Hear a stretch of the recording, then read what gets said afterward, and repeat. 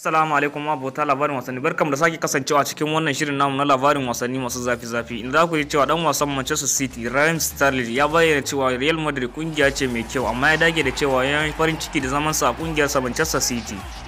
Tuni dai wasu masana harkan kwallon kafa suke raɗe-raɗin cewa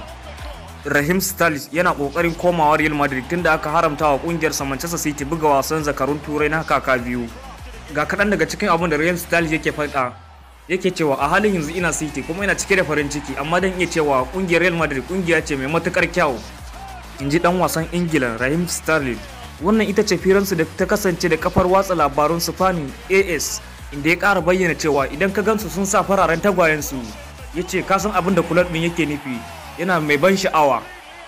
Dan wasan na Ingila mai shekara 25, inda yake ƙara jaddada cewa a gefe guda kuma yana da kwantiragin da ya rattaba wa kungiyarsa Manchester City, da yake mai furta cewa bai kamata yi musu butulci ba, inda yake cewa amma dai gaskiya wancan kungiyar ta Real Madrid tana da matukar kyawu sosai. Ita dai Manchester City za ta fafata da Real Madrid a wasan zakarun nahiyar Turai na rukuni 16, wasan su na farko a Bernabeu ranar Laraba, sannan su sake kece raini a wasa na biyu a Etihad da ke birnin Manchester a ranar 17 ga watan Maris. Ita dai kungiyar Real Madrid ta Spaniya so 13 tana lashe kofin zakarun nahiyar Turai halla guda 3 a jere tun daga 2016 zuwa 2018, ciki halla guda 3 a jere lokacin da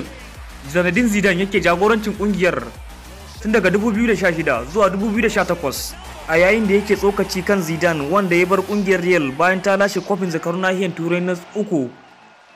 a 2018 kafin ya sake komawa Bernabeu a watan Maris.